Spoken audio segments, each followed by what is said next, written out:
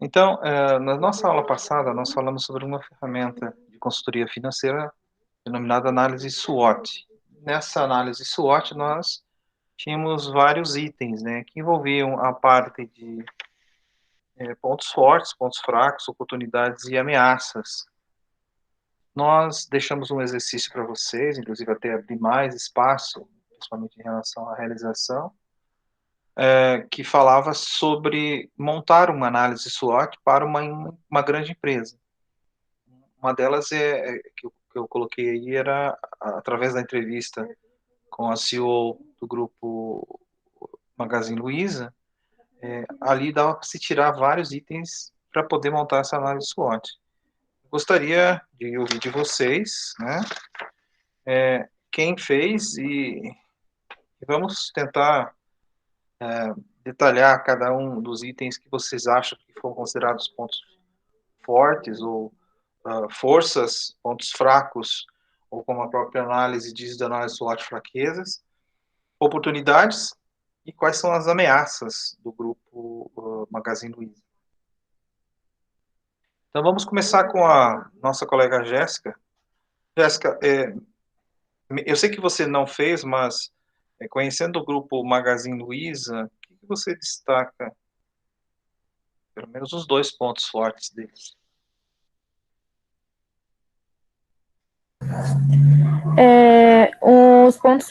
Um dos pontos fortes da Magazine Luiza é a empatia com as pessoas na situação, tipo, que eles entraram com aquele programa de não demissão, essas coisas assim. Não sei se isso conta ou não.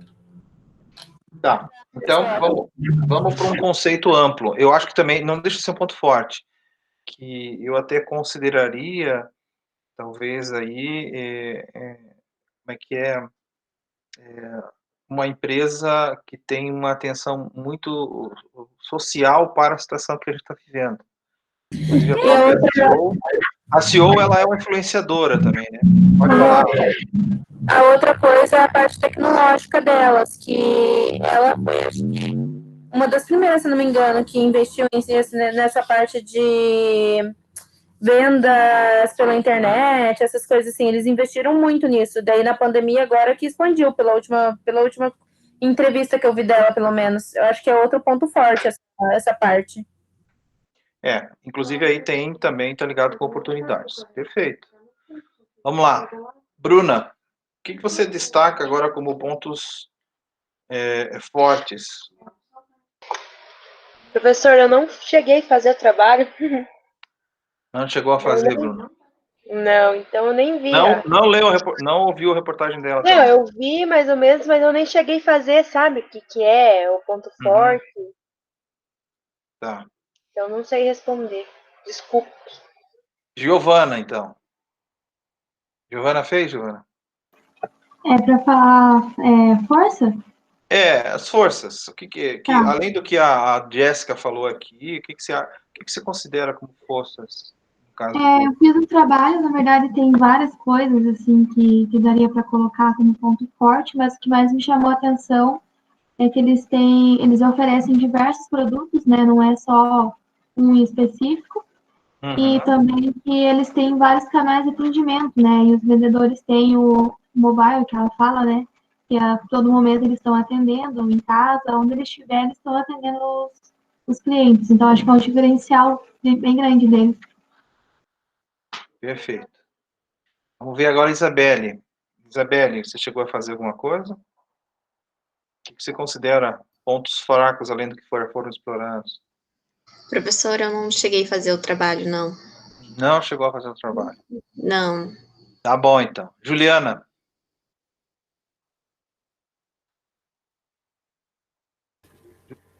Oi, boa noite, professor. Eu também não fiz o trabalho. Não Eu fez rebati o um trabalho. pouquinho, por causa que eu não achei o material no AVA no dia. Eu não sei se eu procurei errado. Não, O material do PowerPoint, né, eu digo. O material estava junto lá. Inclusive está tudo lá no mesmo dia. Tudo então bem. acho que eu não procurei.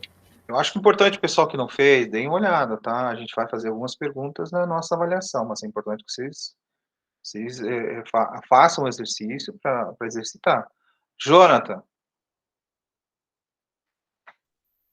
Eu esqueci de fazer, professor. Poxa vida, que turma mais enganjada é essa? O que aconteceu? 2 semanas para fazer o trabalho? Vamos lá, então. Pois Patrícia. é, Patrícia, você conseguiu fazer?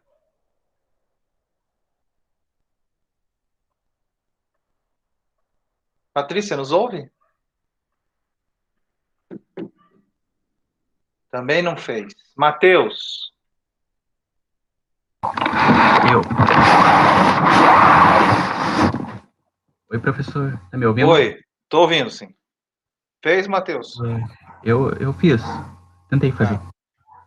Então, o que você destacou aí como pontos fortes aí, além do que já foi explorado, né?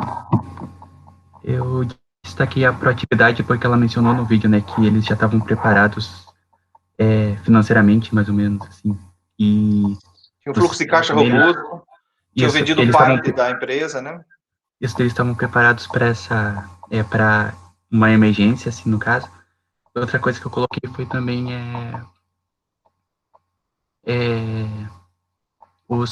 a boa imagem da empresa, né? Porque ela faz negócios, várias atividades sociais, várias agências sociais, e isso ajuda na imagem da empresa, e eu imagino que é um ponto forte dela.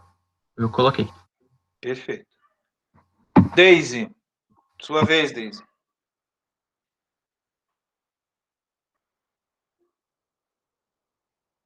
que você destaca como ponto forte? Tá me ouvindo, Daisy? Você fez, né? Disse que você fez, então, você está colocando aqui no chat. Patriotismo.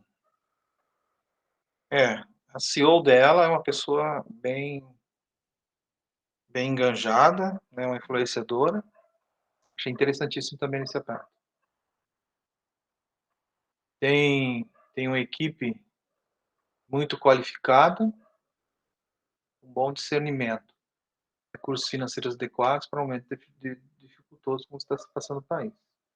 Não, perfeito, é mais ou menos o que o Jô também falar. Vamos ver quem mais está chegando aqui. Caroline. O que você colocou no exercício que fala sobre pontos fortes, Caroline?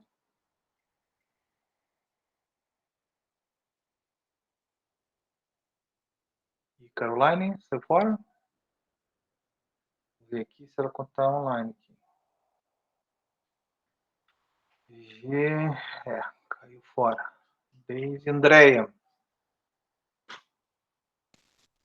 Oi, professor. Eu passou a data, daí eu até li, mas não fiz. Não cheguei a fazer, que eu achei que não dava para postar depois. Eu li, eu assisti sobre o vídeo lá e acabei esquecendo. Tudo bem. Emily, o que você fez, Emily? Ou não fez também?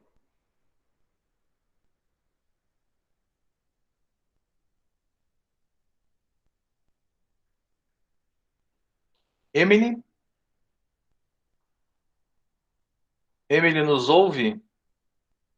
Pode falar para o chat se você não tiver.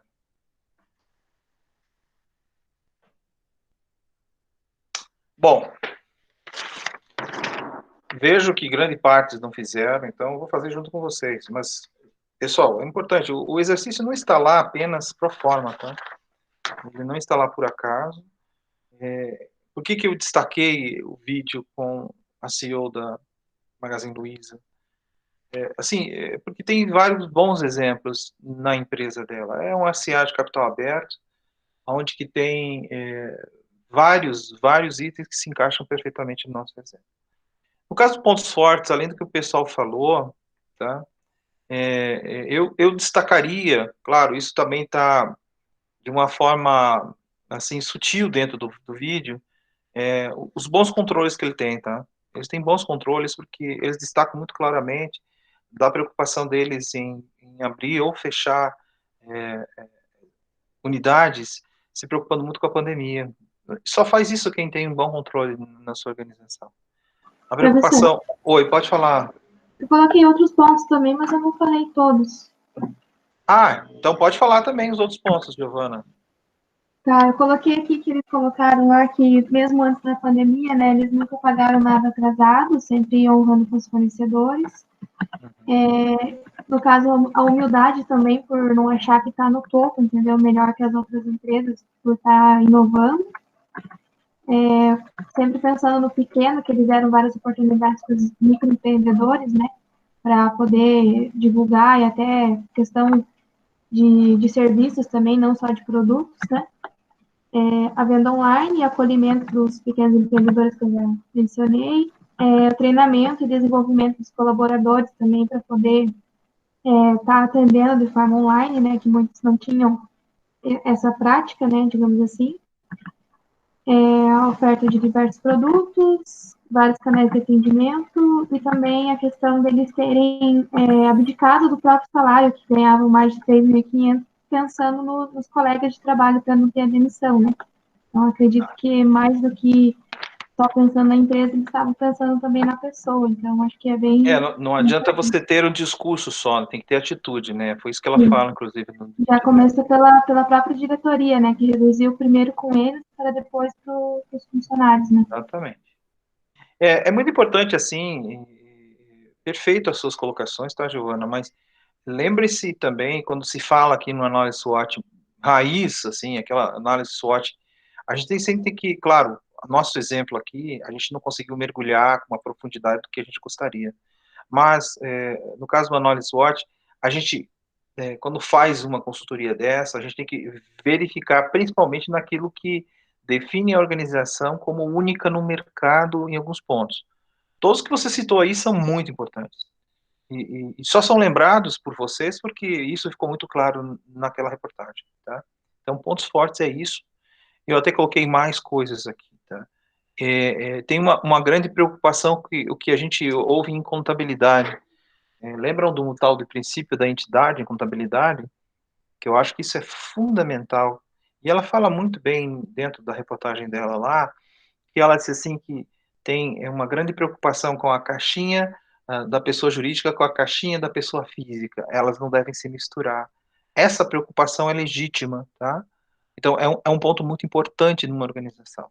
Toda organização que acontece isso, existe um sério, na verdade, não vai ter problemas no caso de misturar o dinheiro dos sócios com o dinheiro da própria organização. O que você ia falar? Quem que falou? Essa questão de ser uma empresa familiar da Luiza Trajano, ia ser considerada um ponto de ameaça, certo? Tá, isso eu já ia falar, são dois pontos, tá? A questão, por exemplo, dela ser familiar é um ponto fraco, tá? A questão de ter administração profissionalizada é um ponto forte. E equipe comprometida e competente também é um ponto forte. A preocupação com treinamento, isso aí são pontos fortes. Só que tem que tomar muito cuidado, né? Todo mundo pensa assim, empresa familiar tudo é ruim. Não é bem assim. Uma empresa, ela pode ela ser familiar, o controle dela ser familiar, mas ser profissionalizada em relação a quem administra a empresa. Eu posso ser o dono, mas eu tenho um financeiro que veio de mercado, eu tenho um gerente de vendas que veio de mercado, tenho um diretor de marketing de mercado. Eu não coloquei todos os meus filhos em uma diretoria dentro da organização. Então, essa preocupação, ela é muito importante dentro se uma empresa quer crescer, a gente tem que ter essa preocupação de profissionalizar a organização. E isso para o mercado é muito bem visto, muito bem visto. E como nós estamos falando de uma SA de capital aberto, ela fez isso, né? Mas ela é a dona? Sim, ela é a dona. É a majoritária, mas ela se cercou de pessoas muito competentes. E como é que a gente consegue enxergar isso como pessoas competentes? Ela fala em vários momentos que tomaram decisões muito assertivas, né? Só pessoas com muita competência tomam decisões assim. Se preparar, por exemplo, na parte do fluxo de caixa, eles já estavam buscando recursos, por exemplo, que venderam parte da organização para se capitalizar e usaram isso para implementar itens de vendas online e também para fazer o que a gente até colocou aqui como, eu coloquei como oportunidade, é o que eles chamam daquela parceria, Parceiros Magalu. Então, que também é uma outra sacada absurdamente grande, de fazer com que esses parceiros virem vendedores dela também. Então, de uma certa forma, eles fecharam 1.100 lojas, que é um ponto fraco. Mas, por outro lado, eles criaram milhares também de novos vendedores. E com que custo? Né? Com custo bem reduzido.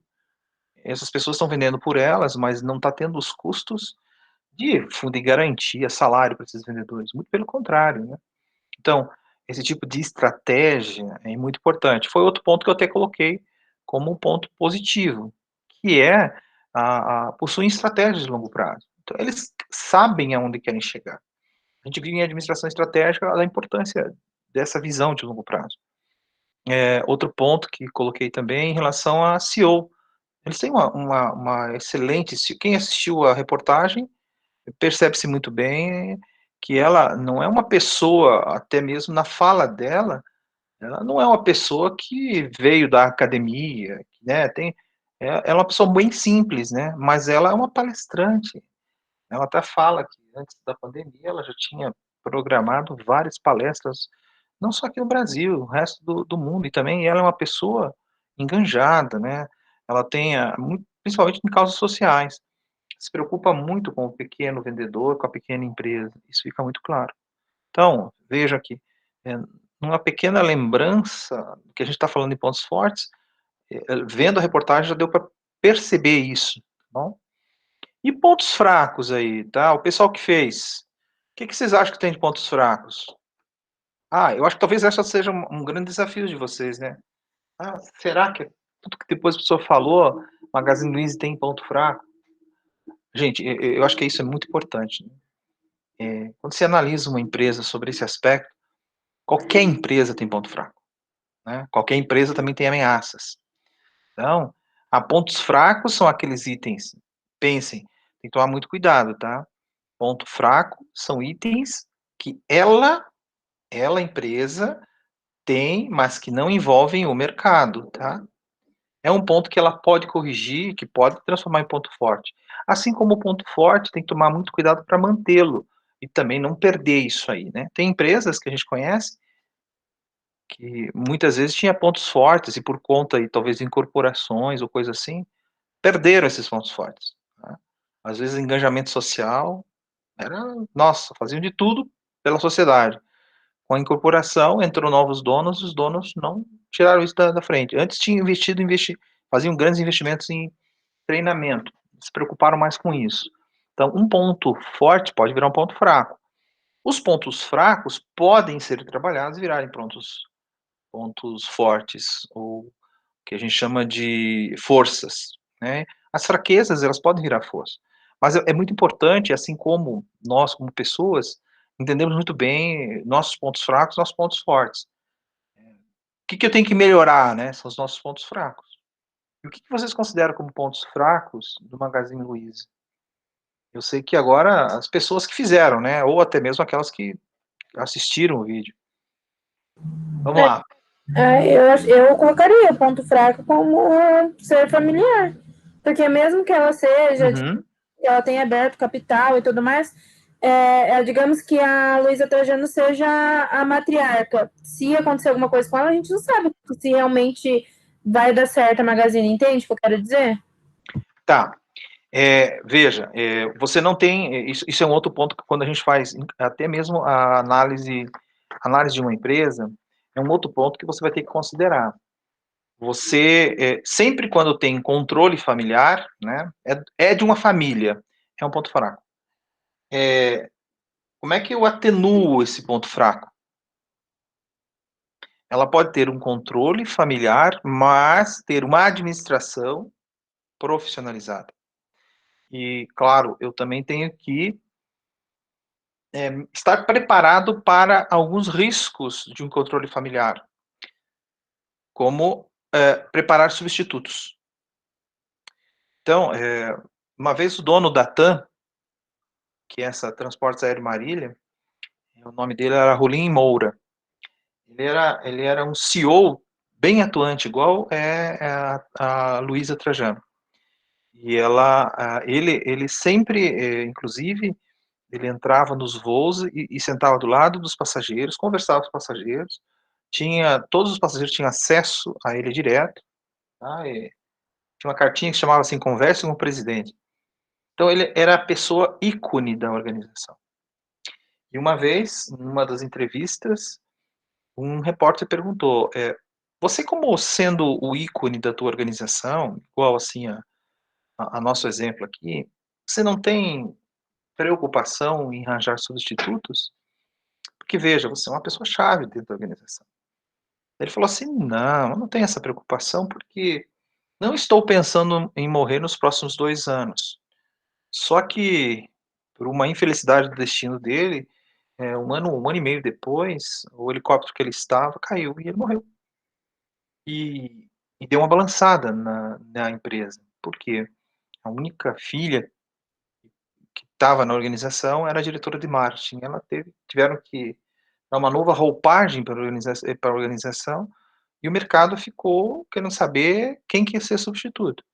E até que ela conseguiu ser uma substituta e, né, passou por esse momento.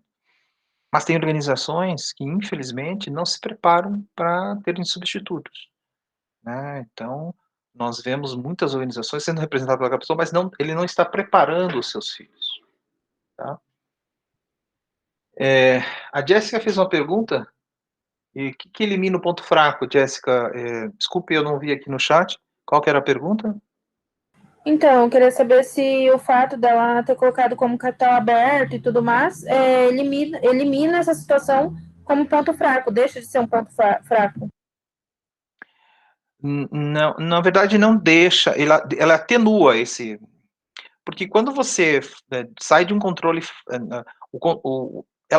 ela pode dominar a empresa detendo apenas 5% do capital da empresa. Porque se os outros 95% estiver distribuído em porções bem menores, ela pode ser a dona, no sentido de tomar as decisões. O que também é óbvio, né? Quando se fala numa SA, nós temos mais pessoas gerenciando e geralmente essas pessoas tendem a ser de mercado. Então isso de uma certa forma atenua. Tá bom? Não sei se respondi a tua pergunta, mas é mais ou menos isso. Agora a gente tem que tomar muito cuidado, porque tem muitas empresas onde que esse controle não tem essa preocupação.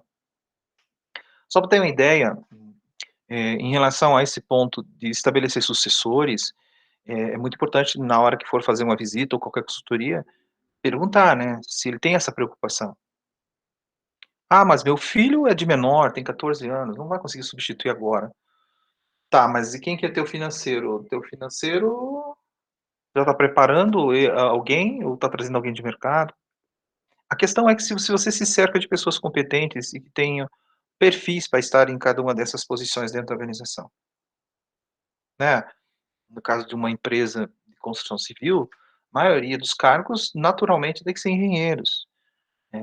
Agora tem que tomar muito cuidado, muitas vezes não tem nada a ver as suas funções. E muitas vezes são os próprios filhos que estão em cada uma dessas posições. E a gente sempre tem uma máxima que eu sempre falava até para os gerentes quando a gente dava treinamento dentro do banco. Competência não é hereditária, e muitos pais pensam que isso é uma verdade, tá? Então, ter controle familiar é um ponto fraco. Qual que é o atenuante, o que a gente chama de mitigante também? É você colocar, daí, embora tenha um controle familiar, eu tenho uma administração profissionalizada, onde que tenha grande preocupação aí com governança corporativa, dentre outros aspectos, tá? E agora outros pontos fracos aí, vamos lá, vamos explorar um pouco isso. O que vocês acham que isso é um ponto fraco? Professor, Luísa. Oi, Giovana. a expansão muito rápida das lojas também não seria uma espécie de ponto fraco por, às vezes, correr o risco de perder a qualidade que eles tinham quando eram menos loja, menos vendas, né? Eu não sei te afirmar se isso acaba sendo um ponto fraco. A questão é da competência de como eles fizeram isso. mas pelo que eu vi na reportagem, não entrei muito a fundo, tá? Eu tô igual a vocês, baseando muito que eu já conheço do Magazine Luiza. Eu não considero isso um ponto fraco, porque isso aí, de uma certa forma, é como ela, é a forma arrojada dela atuar.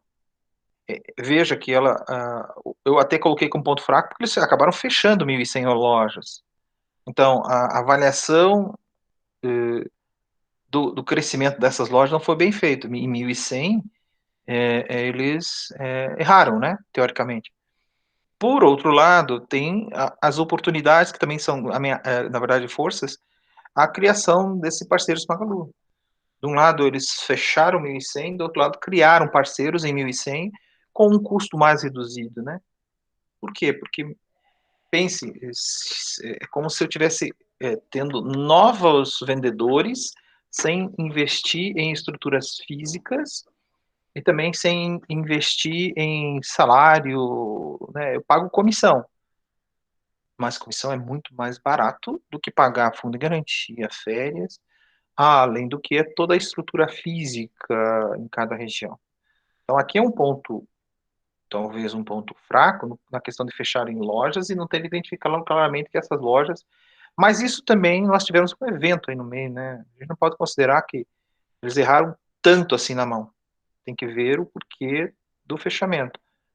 Acredito, e está, isso que eles falam em função da pandemia mesmo, tá bom? Outros pontos a serem considerados, eu acho que é muito importante aqui, tá? Mais alguém quer falar sobre pontos negativos? Eu acho que a gente está explorando bem isso. Eu gostaria que ficasse muito claro para vocês o que essa análise SWOT quer dizer. Pontos fracos, o que vocês acham que vocês podem mais falar aqui? Professor, os juros que eles cobram sobre o parcelamento das vendas seria um ponto fraco também? Em que sentido você está falando, Jonathan? Porque se compare ele com as concorrentes. Você acha que ele cobra mais juros que as concorrentes? Eu acho que assim, eu acho que sim, porque tipo a loja 100, você consegue parcelar um celular e você paga ele sem juros. Você parcela em 10 vezes e paga sem juros. Tá, mas você tem que respeitar muito a característica de cada loja de varejo, tá, Jonathan? Deixa eu explicar uma coisa para você. Essas pequenas lojas de varejo, elas não têm um banco por trás. No caso da Magazine Luiza tem. No caso dos grupos grandes lojas do varejo, que são Casas Bahia e Ponto Frio, que é de um grupo francês, que antes era Pão de Açúcar, hoje é um grupo francês, eles têm um banco por trás disso. Então, eles funcionam como se fossem bancos também. E que taxas de juros que eles cobram? Equivalentes a de um banco. Então, aí talvez seja o formato do negócio. Só que, por outro lado, né, nós temos aí o problema que ele vai ter, que eu coloquei até como ameaça, que é a inadimplência, né? Então, nós temos aí a inadimplência como vamos dizer assim, um reflexo do fato de cobrarem juros. Perceba que essas lojas do varejo, eles têm uma facilidade muito grande em negociar com fornecedores, porque eles compram em grande escala. Comprando em grande escala, a negociação é muito mais interessante. Então, uma Magazine Luiza vai lá e compra 200 mil refrigeradores ou televisores, né, com seus fornecedores. Qual que é o loja que você falou? Pequena que você falou que cobra menos? A 100? A loja 100, ela é uma loja de varejo menor, que é a Magazine Luiza. Capilaridade, número de unidades e tudo mais. Ela não tem um poder de barganha tão grande igual a ela. Então, de uma certa forma, ela pode até financiar. Talvez, eu acho até que nem deveria de financiar do jeito que ela está financiando. Eu estou falando aqui questões de captação e aplicação. Então, se eu não consigo comprar bem, como é que eu vou financiar para o meu cliente sem juros? Tá? Tomar um cuidado em relação a isso. No caso de Casas Bahia, Ponto Frio e até mesmo Magazine Luiza, que eles fazem? Eles compram quase a um preço de custo com seus fornecedores e revendem para o seu cliente final, cobrando uma taxa de juros, mas mesmo com a taxa de juros, ainda o preço é atrativo em relação aos outros. Porque o segredo está na hora da compra, né? Então eu compro em grande quantidade, eu consigo negociar mais.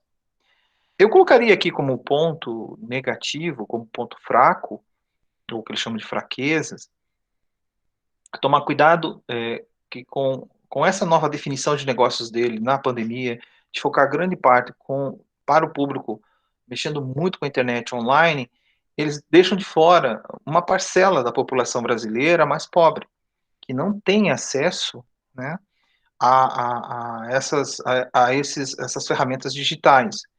Um simples celular ou uma internet de banda larga são necessários para que seja feito esse tipo de compra, mas as pessoas nem todas têm. E a pandemia está mostrando muito claramente isso, principalmente em vários segmentos. Uma delas é o próprio ensino, né? Vocês são privilegiados, porque vocês estão tendo, a pandemia está aí, vocês continuam tendo aula, tem ferramentas para acessar essas aulas, mas no ensino público isso não está sendo uma realidade. Tem muita gente que está tendo aula pelo rádio, né? E a compra também foi limitada. Então, de uma certa forma, o foco deles atendendo ao mercado online, estou dizendo grande parte, porque eles ainda continuaram com as estruturas físicas, né? Você, de uma certa forma, você excluiu dessas vendas online esse povo. Ah, mas eu posso comprar mais produtos. Sim, mas entrando no que eles chamam de marketplace, que é um lugar que eles criaram para poder fazer vendas de outros produtos além do deles, ou parcerias, né? Então, essa exclusão é um ponto fraco, que eu acho que eles deviam melhorar. Não sei se, pelo menos para mim, isso ficou claro na reportagem. Outro ponto que é muito claro, eles não atuam de forma internacional, muito nacional. E quando nós estamos falando da internet, todo mundo que entra na internet tem que pensar em globalização. Ah, mas a Magazine Luiza é uma empresa nacional que tem cotação em bolsa, mas não vende para o resto do planeta. Mas é algo que ela devia estar pensando. E os outros pontos que eu já falei, né? Fechamento de 1.100 lojas, talvez muito questões da estratégia em função da pandemia, e o controle familiar. Tá? Então, eu acho que esses são poucos pontos fracos, se considerar no universo inteiro. E oportunidades, o que vocês veem de oportunidades agora? Agora pensando no ambiente externo, né? Oportunidades, o que vocês veem de oportunidades para o Magazine Luiza? Vocês acham assim, ó, o que o mercado dela pode melhorar além do que já está aí ou que já está se propondo? E que, na verdade, percebam que a gente tem alguns itens que eles podem flutuar tanto em ameaças como oportunidades, tanto em pontos fortes como ponto fraco. Giovana, qual que é a sua pergunta? Mas o fato de atender online não deixa de lado as pessoas, as lojas físicas continuam existindo, professor, do meu ponto de vista. Sim, mas pense, as lojas físicas continuam existindo, mas fecharam 1.100 lojas físicas. Agora pense dessas 1.100 lojas, se essa loja está num lugar carente, aquelas pessoas ficaram sem a loja física e sem ou não tem o celular. Então nós estamos aí tendo dois pontos que as pessoas não vão ser atendidas nunca. Ah, mas em alguns pontos tem. Sim, mas mesmo assim, eles não vão conseguir ter o acesso, pelo menos é o que eles que estava propondo na reportagem, a ter acesso a vários outros itens que está dentro do marketplace deles, né? Ou até mesmo ser parceiros deles, né? Porque não tem acesso a essa parte digital propriamente dita. Ao ponto que teve uma inclusão digital, trouxe o futuro mais próximo do pessoal que compra online, ele afastou cada vez mais esse pessoal que não tem acesso a um banco, não tem acesso a crédito. Então, eu só vou conseguir fazer isso se eu tiver isso na loja física. Tá? Então, é por esse ponto que eu digo assim, a Magazine Luiza não enxergou, ou pelo menos não está muito claro, como que ela vai atender esse pessoal aqui? Embora tenha um caráter bem, assim, de causas sociais, mas para esse público-alvo, talvez eles ficaram um pouco de lado. Porque nós temos uma grande parcela da nossa população que não tem acesso à internet e também não tem acesso a um celular. Um celular, que eu digo, um celular, né, consiga fazer essas transações. Pode até ter acesso para falar, mas nem ter tanto. Ficou claro, Giovana? Tá me ouvindo? Em relação às oportunidades, o que vocês acham que a gente pode destacar aqui? Um de cada vez. Tá, ainda então nessa parte do digital, professor, e aproveitando essa época de pandemia, eles focaram, eu acho isso como uma oportunidade. O mercado está muito mais voltado para a parte digital, para compras online, e eles focaram nisso. Então, essas são de oportunidades, esse crescimento. E estavam preparados para isso, né? Isso mesmo, isso vai na oportunidade, certo? Certo. E claro, a partir dali tem outras oportunidades, né? Que surgiram, que foi a criação desse parceiro Magalu, que eles atendem aí desde pequenos empreendimentos até mesmo um vendedor autônomo. Então, veja, você não está apenas aumentando teus clientes, mas também está fazendo um trabalho social de trazer, vamos lá, emprego para esse pessoal. Eu não consigo, eu não tenho, por exemplo, o empreendimento é tão pequeno que eu não tenho uma estrutura de internet para poder vender. Eles abriram a estrutura deles para que esses empreendedores consigam fazer a venda através do site deles e, ao mesmo tempo, também vendam produtos dele. Uma sacada muito interessante. Nessa parte, eu acho que a Magazine se destacou bastante desde o início da pandemia. Socialmente falando, tipo, o pessoal viu a Magazine Luiza mais como uma instituição humana.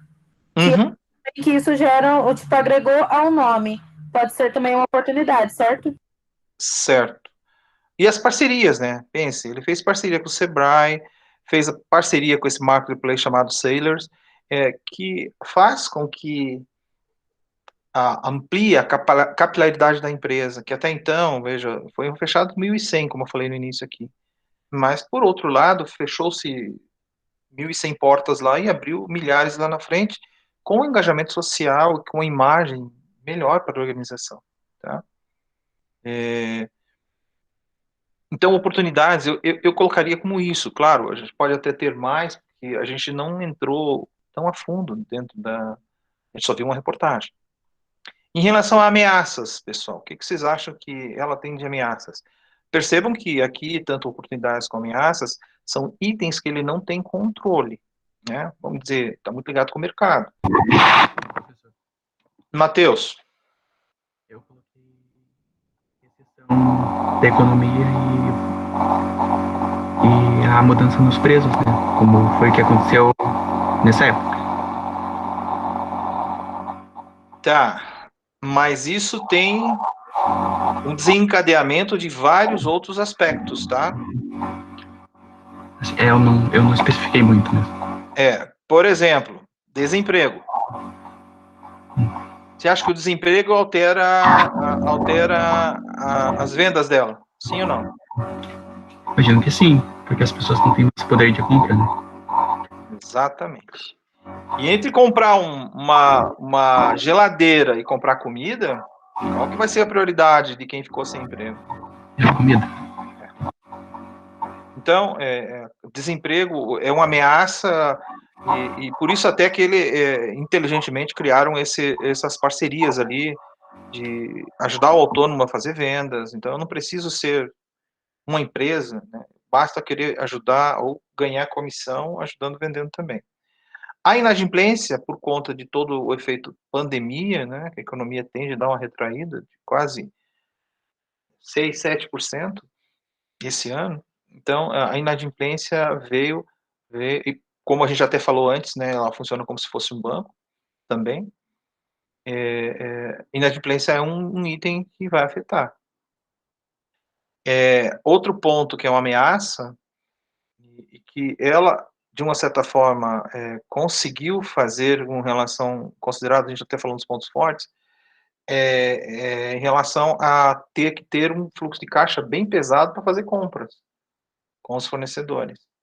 Porque se ela compra à vista grandes lotes, ela tem um desconto muito grande e consegue vender e assim por diante, mas tem que ter caixa. Então, ela exige um fluxo de caixa bem elevado para fazer esse giro dela.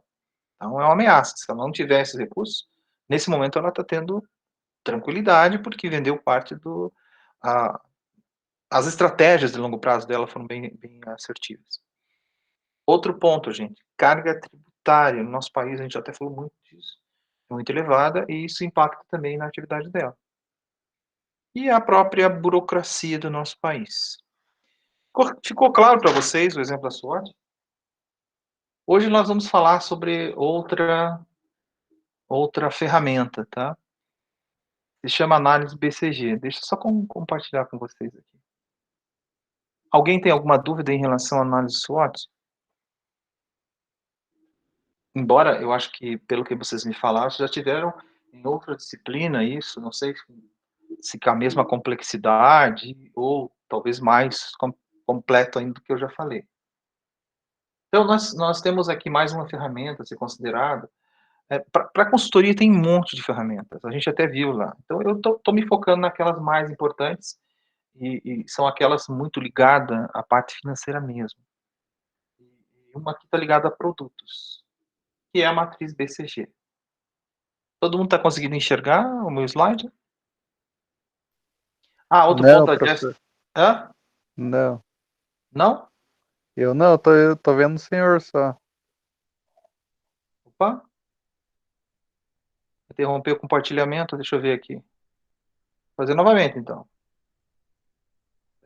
Apresentar o slide. Tela. Compartilhar.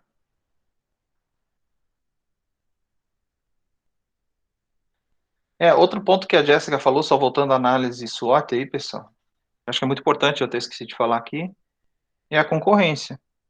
Por que a concorrência é muito importante, é uma ameaça? Porque, embora a Magazine Luiza seja grande, mas ela concorre com grandes outras empresas de varejo, que é o próprio Grupo Pão de Açúcar, os donos do Ponto Frio e do Casas Bahia. Então, a concorrência é forte, tá bom? Bem lembrado, Jéssica. Conseguiram ver a tela agora aqui da análise SWOT? Agora sim. Beleza. Então, nós vamos ver mais essa ferramenta. Nós vimos a análise SWOT, a análise gráfico-radar, que foi passado, inclusive, a planilha para vocês usarem como ferramenta. Hoje nós vamos ver aqui a matriz BCG. Tá? O que é a matriz BCG? Por que desse nome também? Né? Ela foi proposta por Bruce Henderson. Ele é o fundador da empresa que deu origem ao nome. Se chama a consultoria Boston Consulting Group. E daí ficou a matriz BCG. Ele criou essa matriz para relacionar a taxa de crescimento de mercado e de produtos de uma organização. Então, basicamente, verificar quais são os produtos que a empresa tem, a empresa ou comercializa, ou produz e comercializa, e fazer uma relação com o mercado. Tá? É uma matriz, uma análise também, que pode ser indicado para todos os portes de empresas, embora que originalmente ela foi criada para grandes organizações. E a gente vai ver que sofreu algumas adaptações, ficou até interessante quando se aplica isso em pequenas empresas. Para que serve essa matriz? Né? Serve para que o empreendedor melhore a sua oferta de produtos ou serviços existente aí, priorizando basicamente o que geram, o que pode gerar caixa e os que exigem gerar um menor esforço de investimentos na venda.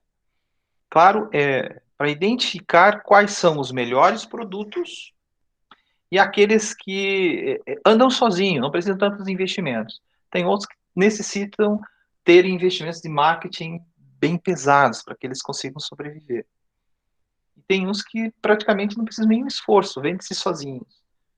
Então, essa matriz ajuda a identificar esses produtos. É útil porque permite uma análise periódica da carteira existente de produtos. E, claro, com essa análise periódica, eu consigo desativar produtos, eu consigo priorizar produtos. Ela analisa a participação e o potencial de crescimento de mercado de cada produto que a empresa vende. Ela tem algumas limitações, tá? A gente tem que lembrar o seguinte: a matriz BCG é mais útil para negócios com um número limitado de produtos. Não dá para pegar uma empresa que tenha 500 mil produtos e querer aplicar, porque exigem estudos muito amplos sobre isso, tá? E geralmente essas organizações também, ela tem outras métricas que são consideradas também, que envolvem até a viabilidade do produto. E é recomendado que o empreendedor, o dono do empreendimento, tenha dados sobre quanto que cada produto contribui para o lucro da empresa.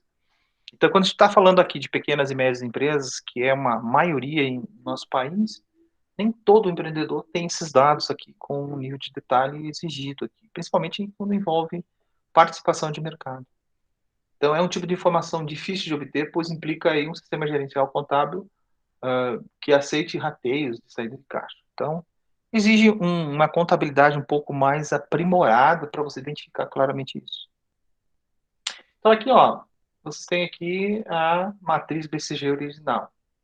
Então, os produtos são considerados por essas figuras aqui: estrela, a vaca leiteira, ou abacaxi ou cachorro, tá? Abacaxi foi adaptado aqui para o mercado brasileiro, o termo original é cachorro. E nós temos aqui os produtos que são considerados oportunidades ou organização. Vão variar em relação ao mercado e crescimento do mercado. Vamos ver cada um deles aqui. Opa, pulei muito rápido aqui. Vamos começar com o mais interessante, que eles chamam de produtos vacas leiteiras. Então, o que são esses produtos dentro da organização? Eles geram muito lucro para a empresa, sem que seja necessário aí um investimento, principalmente em marketing e vendas. Então, aqui, veja, o caso da Coca-Cola. No momento que ela está hoje, qual que é o produto vaca leiteira da Coca-Cola? É o próprio refrigerante, né? Mas a gente sabe que tem outros produtos que ela é fabricante que estão nesses universos aí. Então, ela não precisa fazer muito marketing, porque já é um produto conhecido, é o carro-chefe da organização, inclusive. Outro produto aqui é o produto estrela. Eles geram uma boa margem, mas exigem muitos investimentos para obter um nível de vendas e uma margem para gerar essa boa margem. Então, é necessário que seja impulsionado por marketing ou outros eventos. Outro produto aqui, opa, está indo muito rápido aqui. Produtos, interrogação. O que são esses produtos, pontos de interrogação? Eles são aqueles que ainda não geram muito lucro, estão em desenvolvimento, né? São produtos inovadores que estão sendo criados agora, ou recém-lançados, que parecem aí ter um bom potencial de geração de lucro, mas ainda exigem mais altos investimentos, inclusive, para os produtos estrelas. Investimento em marketing e vendas, principalmente. E daí nós temos aí o patinho feio da situação, né? Quem são esses patinhos feios aqui? Que é o produto abacaxi ou cachorro. Então, são os produtos micados. Não vendem bem, não tem boa margem de lucro, contribuem pouco para os resultados. Nem mereciam de aumento de investimento para que eles possam, né, entrar no mercado. Já que o mercado para esses produtos aí não aponta o crescimento. Então, eles estão na pior ponta do processo aqui, segundo a matriz do SWOT. Então, o mercado dele é muito frágil e é o produto que não tem margem. Tá? E aqui a gente pode trabalhar com cada um deles. A gente vai ver agora um produto, uma matriz, essa matriz clássica que é utilizada, ela é muito focada aí para grandes versões. A versão original, né, ela era muito focado para essas grandes organizações que, inclusive, sabiam claramente que tamanho de mercado que elas estavam. A versão original, ela pode não ser muito fazer sentido para os negócios de pequeno porte. Então, um trabalho eu fiz aqui, pegando um trabalho do Sebrae, eles mostram a matriz BCG, mostrando o enfoque do produto em relação a uma outra configuração. Então, a gente vai mostrar aqui para vocês o enfoque mostrado do Sebrae no sentido de atender a esses pequenos negócios. Então, a matriz BCG para essa situação seria nessa configuração aqui. Ó. De um lado, eu tenho a necessidade de investimento e a participação na geração do lucro. Enquanto lá, na outra matriz original, nós tínhamos a fatia de mercado. Mas esses pequenos negócios nem sabem o tamanho da fatia de mercado que ele tem, por eles serem muito pequenos. Tá bom? Então, não tem essa noção geral, mas eles sabem em relação ao negócio dele. E necessidade de investimento também é muito claro. Então, aqui, dentro da matriz, eu tenho qual é os produtos são os mesmos, estrela, interrogação, vaca leiteira e o abacaxi, que nem tem o cachorro. O cachorro é a versão original. Então, no caso do vaca leiteira, produtos com alta margem de contribuição e que vendem bem, exigindo baixo investimento. Toda organização queria que seus produtos estivessem aqui, mas isso não é uma verdade. Então, na hora que vocês classificam os produtos das organizações, elas vão ser separadas em vários outros aqui, ó. Então, o que é as características aqui? Eu coloquei mais algumas características. Lucro e geração de caixa altos. Tem que tomar muito cuidado, tá? Vocês, como contadores e até mesmo futuros gestores financeiros, têm que saber muito a diferença entre lucro e geração de caixa. Todo mundo sabe essa diferença, não?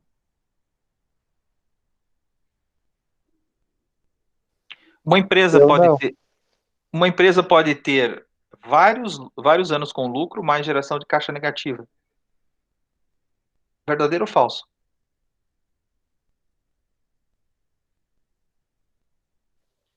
Eu acho que é verdadeiro. Verdadeiro. Por quê? Vamos pegar o exemplo da Magazine Luiza. Eu vou dar um exemplo para você. Vamos dizer que a Magazine Luiza vendeu a prazo 100 milhões de reais. Certo? Só que as vendas a prazo dentro da organização vai para a demonstração de resultado como faturamento. No final do período, eu tenho um resultado, um lucro contábil. Mas se eu for colocar isso dentro de um fluxo de caixa, o que eu faço? Eu trago a valores da data, aqueles recebimentos, e quando eu jogo no caso de contábil, eu considero o princípio da competência, da venda, mas não o princípio do recebimento. Quando eu coloco no fluxo de caixa, no primeiro mês, vamos dizer que a Magazine Luiza começou a vender. No primeiro mês, quanto que era o faturamento da Magazine Luiza? 0, porque ela vendeu tudo a prazo, né? E naquele ano ela pode ter batido um baita de um lucro, mas no primeiro mês ela teve prejuízo. No caso do fluxo de caixa, né? Não teve sobra no fluxo de caixa. A partir de que foram passando os meses até a final do ano, ela fechou com lucro. Mas o fluxo de caixa dela teve momentos deficitários. Bom, essa diferença entre... A gente vai ver muito isso quando falar de fluxo de caixa, que é um dos itens que a gente vai falar nessa disciplina. Tá? A diferença entre lucro e fluxo de caixa. Uma empresa pode até sobreviver com pequenos prejuízos contábeis, mas ela não sobrevive a 3, 4 fluxos de caixa negativos. Porque o fluxo de caixa ajuda a pagar salários, a pagar fornecedores. Se eu não tiver dinheiro em caixa para fazer isso, a organização não tem continuidade. Então, se programar para fazer geração de caixa é importante. Ter produtos muito direcionados que geram caixa é fundamental. Bom? Outro ponto dentro aqui das vacas leiteiras é como o crescimento do mercado é baixo, não necessita de grandes investimentos. Então, aqui, o produto por si só se vende. Tá?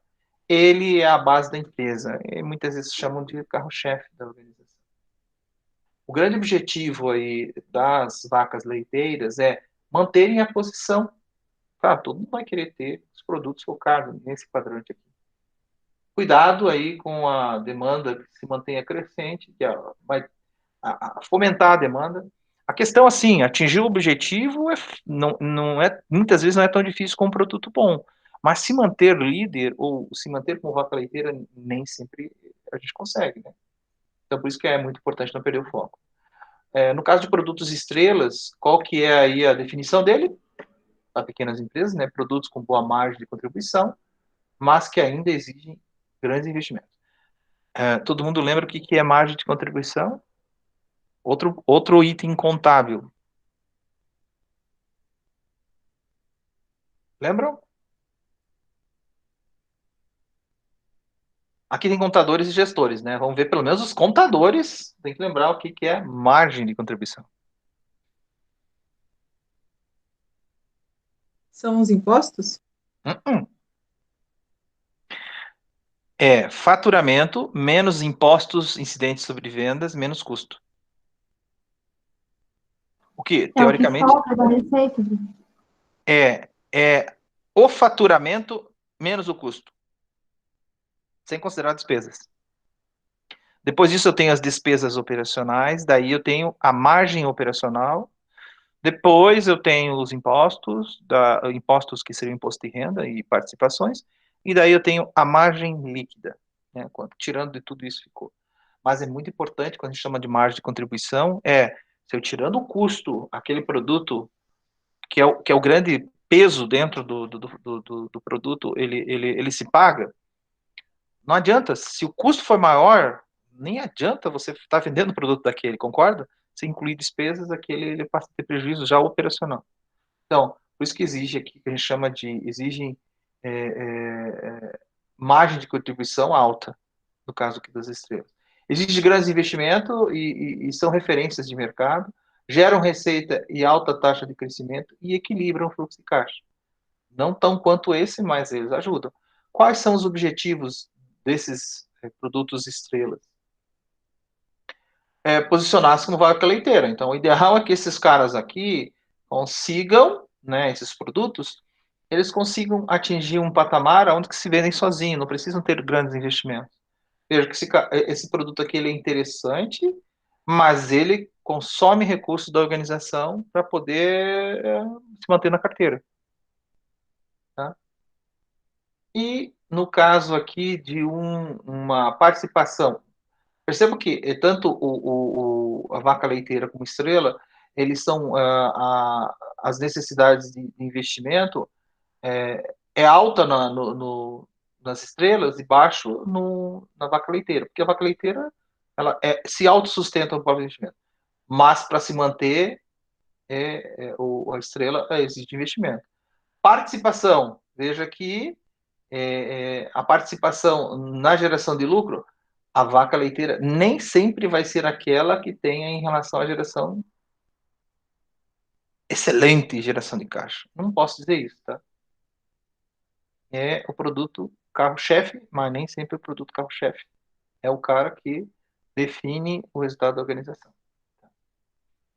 No caso aqui de ponto de interrogação, produtos com baixa margem de contribuição e que exigem grandes investimentos. Aqui, a participação dele é baixa, são produtos em desenvolvimento, e também são produtos que exigem investimentos altos, necessidade de investimento alto. No caso aqui, o investimento, eu vou ter que colocar mais recursos para que é um produto em desenvolvimento e exige muito dinheiro ainda para que ele se posicione no mercado. Ele está em desenvolvimento. O grande objetivo dele também é se tornar vaca leiteira ou estrela.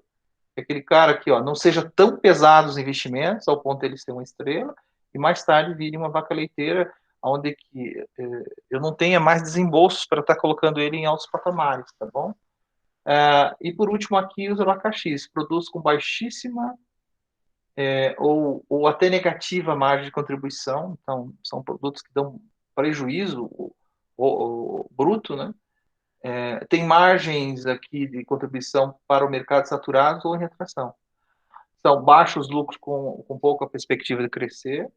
Investir, torná-los para ser vaca leiteira ou abandonar. Aqui eu tenho que fazer essa avaliação. Se vale a pena eu investir nele para que ele chegue a ser uma vaca leiteira ou simplesmente desistir. E o grande objetivo é repensar a estratégia de crescimento desse produto para um posicionamento, ou até mesmo ser eliminado aí da lista de ofertas da empresa. Como é que eu posso usar a análise BCG? Então, eu tenho algumas dicas aqui para vocês que são interessantes. Para que a carteira de produto aqui seja saudável, inclusive até na reportagem que eu passei para vocês lá, BCG, todo mundo lembra da vacina BCG, né? É uma vacina. E para que que os produtos sejam saudáveis dentro da carteira, que a carteira seja lá, grande parte de vacas leiteiras e estrelas, e até mesmo desses aí do desenvolvimento, é importante que a empresa tenha itens que vendam bem sem muitos esforços de investimento. Esse que é o grande foco, né? As vacas leiteiras. Além de uma parcela de estratégia de produtos que são opostos futuros, né? Com futuras vacas leiteiras. Justamente as estrelas e os interrogação. Claro, guardadas as devidas proporções, porque cada um exige uma cota de investimento maior. No caso de interrogação, exige mais ainda. Então, a ausência de dados mais analíticos dos produtos não impede que o empreendedor faça uma matriz usando apenas o seu conhecimento, o seu feeling, o seu sentimento em relação a cada produto. Ah, mas eu sou uma pequena organização, eu consigo fazer essa separação? Sim, pensando nesses itens que a gente acabou de falar para vocês. Principalmente nessa última matriz aí, que é a matriz de pequenas empresas. O mais relevante é que o empreendedor saiba quais são seus produtos, vacas leiteiras, estrelas, ponto de interrogação. E principalmente, que devem fazer os produtos em cada classificação. Então, né, você identificar claramente aí qual o produto que você está... Por isso, claro, tem que também ter um pouco de controle, né? Saber quanto que está gastando com cada produto aí, para saber qual o produto que você vai ter que tirar da frente, que você acha que não vale a pena estar investindo, porque não participa da tua carteira tão intensamente, você só está jogando dinheiro dentro, então não vale a pena estar vendendo aqui. Tá? Então, aqui até tirei uma dica aqui, que aprenda como produtos vaca leiteiras foram criados nas empresas líderes de mercado. Aqui o exemplo é a Coca-Cola, né? Como que eles evoluíram? Entender como que a Coca-Cola chegou e como ela chegou no produto vaca leiteira. Então não foi por acaso, não foi assim da noite para o dia que se tornou um refrigerante. Né?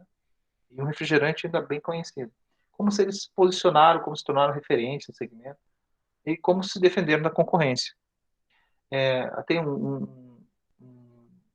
exemplo aqui, nesse segmento até acho que eu devo ter comentado com vocês, a própria Cine. A Cine, qual que é a vaca leiteira da Cine, né? Todo mundo conhece. Então, são os refrigerantes deles. São os refrigerantes que são o segundo refrigerante de quase todo mundo, pelo menos aqui da região da gente, aqui, né? Paraná, Santa Catarina. Eles têm claramente a visão de quais são os principais produtos deles. E eles se posicionam e se defendem da concorrência com qual que são os pontos fortes? Aí já puxando muito para análise SWOT, né? Então, a qualidade do produto deles e até mesmo as embalagens, que antes da até a Coca-Cola e a Pepsi lançaram essas embalagens bem pequenininhas, assim já o fazia. Outras dicas para o uso dessa matriz. Em algum momento, a demanda pelo produto vaca leiteira começará a cair. E sua empresa terá que tomar alguma providência para renová-los ou mesmo inová-los. Então, assim, não pode perder de vista também esses produtos que estão em alta, que em algum momento eles podem, né, não ser mais aquilo, não pode estar mais vendendo do jeito que vocês estavam pensando vender. E veja, no momento que a gente está tendo de pandemia, isso tem que ser revisto. A carteira agora, para muitas organizações, tem que todo mundo rever. Espera lá, qual que é o produto que ninguém mais vai querer depois dessa pandemia, né? Eu sou fabricante de produtos faça festa infantil, daquelas piscinas de bolinha. Será que esse produto vai ter uma saída nos próximos meses? Tudo quanto é evento nesse estilo está parado, ou até mesmo o pessoal que mexe com eventos, produz insumos para esse segmento. Então, vão ter que rever. Teve muita gente que até mudou os seus produtos aqui, né? As empresas de menor porte e bem-sucedidas tendem a ter mais produtos estrelas do que vacas leiteiras, tá? As vacas leiteiras são poucas as pequenas organizações que os têm, mesmo porque exigem um desenvolvimento muito grande para chegar até lá, ou na parte de inovação, na parte de investimento mesmo em marketing, que vão ter mais aqueles que exigem investimento para que consigam ter retorno.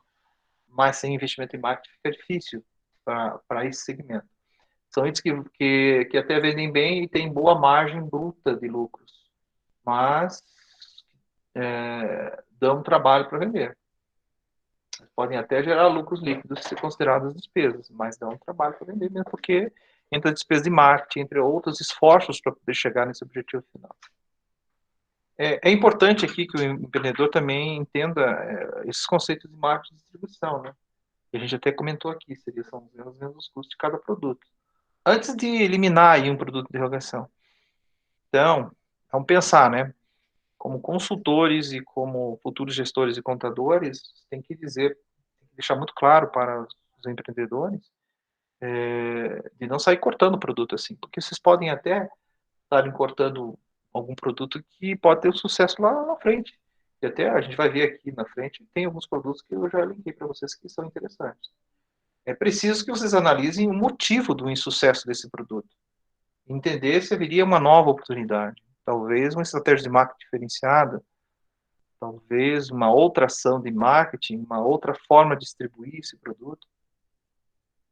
E aqui eu vou citar vários produtos muito bem sucedidos, mas que foram fracassos iniciais nas suas vendas. O game Angry Birds, que foi um fracasso, a rede social Pinterest, os relógios Timex e os blocos de Post-it. Então, no seu início, eles tiveram muita dificuldade de emplacar esses produtos. Mas as organizações não desistiram desse produto e esses produtos, para muitas empresas, são as vacas leiteiras deles. Tem algumas críticas em relação a essa matriz. Então, eu levantei aqui. Nem tudo é bom, né, nessas matrizes aqui. É muito importante entender que tem crítica. A alta participação no mercado não é o único fator de sucesso. Não quer dizer que você tem uma alta participação no mercado que você tenha resultado em relação àquele produto. Você pode ter, mas muitas vezes até ter prejuízo não vai nem valer a pena. Crescimento de mercado não é o único indicador de atratividade de mercado. Você pode participar naquele mercado, mas muitas vezes o pessoal está saindo daquele mercado, você está ganhando fatia, mas o mercado está em declínio. Então, não é muito interessante estar entrando naquele mercado, ganhando fatia de mercado. Às vezes aqui um produto abacaxi pode gerar mais caixa que uma vaca leiteira. Porque vaca leiteira é o produto certo e tudo, mas o retorno dele não é tão bom assim, tá? Porque os investimentos não são necessários, mas as margens que ele gera também não são tão grandes assim. Matriz BCG é mais útil para negócios com um número limitado de produtos em função da quantidade de análise. Então, o que eu falei lá no início, né? Então, essa aqui é uma falha. Não dá para você fazer em cima de 500 produtos, 500 mil produtos, que são essas grandes organizações. É possível fazer esse tipo de análise. Exige controles contábeis precisos em relação a cada produto e até mesmo diferenciação de mercado, saber em qual produto que está. Professor, Pode falar, Jéssica. Um exemplo desse indicador que você está apresentando para a gente hoje seria aquele que o McDonald's fez lá? Que eles tinham uma linha de produto, várias linhas de produtos, lembra? Você assistiu Fome de Poder, né? Aí eles viram que tinha mais saída e deixaram só esses. Também, exatamente. É um bom exemplo, Jéssica. Bom exemplo. É um bom exemplo. E assim vocês percebem, né? Vocês podem verificar que algumas empresas, elas remodelam os seus produtos, né? Até mesmo aqueles que são as vacas leiteiras, justamente para tentar se manter no mercado. E a identificação do porquê que eles são vacas leiteiras. Por isso que é muito importante também, na hora de adotar essa matriz, ver como que o desenvolvimento desses produtos nas outras empresas, eles chamam de benchmark, que eu acho que é importante também, né? Onde que chegaram aqui? Mas bem interessante, você captou certinho, é isso aí mesmo. Exige controles contábeis precisos em relação a cada produto da empresa. Embora, sim, novamente, né? Pode ser usado por pequenas? Sim, mas tem que ter o mínimo de percepção em relação a parte contábil, se aquele produto geralmente gera margem de contribuição. Não adianta nada, né? Tem margem de contribuição, quanto que eu vou gastar de investimento? É essa relação que é feita. Claro, na matriz oficial eu falo em fatia de mercado, porque estamos falando de grandes grupos, então, quanto que eu ganharia de mercado? Essa relação faz com relação de quanto que é a fatia de mercado. Aqui eu falo em relação a quanto que ele me gera de retorno. E é até interessante, talvez mais até que o BCG original, né? Aí é muito importante, né? Ela tem que ser adaptada, e a gente já o fez aqui, quando for usado em pequenas empresas. No caso, justamente por causa dessas características das pequenas empresas, não ter controles tão aprimorados. Outros pontos aqui, ó. Em algum momento a demanda... deixa eu ver. Já passei isso. Tá voltando. Então, a matriz BCG, gente, é basicamente isso. É você entender a organização, olhar a organização e classificar todos os produtos que tem dentro da organização. É óbvio aí que a gente está falando em organizações onde não tem uma gama absurda de produtos. E daí exige um trabalho muito mais aprimorado. Mas que tem uma gama de produtos mensuráveis que você consegue... Claro que isso pode ser feito também via sistêmico, isso aqui, tá? Mas é uma outra ferramenta de você definir claramente quais os produtos que vão ficar na sua carteira e quais que vão ser eliminados. Dúvidas, pessoal? Até recomendo assistir o filme aí. É interessante, né? O filme do McDonald's. Que é um exemplo muito claro de definição dos produtos que eles... acho que nessa carteira tinha um milkshake, né? Onde eles eram muito bem, se não me engano. É isso, Jéssica? Então, eu lembro que no início, pelo menos pelo filme, né, que eu vi, eu não li sobre, eles tinham vários produtos, tentaram vender vários tipos de coisas, só que eles viram que o que saía mais era o hambúrguer, a batata frita e o refrigerante. E daí eles fizeram todos os outros tipos e, tipo, deixaram um padrão. Tipo, se você não come alguma coisa, não vai ter essa de tirar, vai ser o padrão e pronto. Foi assim que eles ganharam mercado, pelo que eu entendi. Claro que ali tem várias lições, né? Que talvez no mercado, se fosse aplicado no mercado que a gente está vendo agora, não serviria, né? Mas a história de como eles ganharam o mercado é isso. Claro que a porção de marketing desse pessoal é absurda, né? Definir, é isso que envolve franchise também, franquias. Por que você define padrões? Você sabe que aqueles ali são produtos de sucesso. Então, por isso que vocês colocam aquele produto como um fator-chave de venda. E essa identificação é muito importante dentro das organizações. Tem gente que tem carteira de produtos e nem sabe qual que é o principal produto dele. E nem sabe qual que é aquele que ele tem maior margem. E muitas vezes acaba vendendo só os produtos abacaxi. Daí pensa que está fazendo um bom negócio.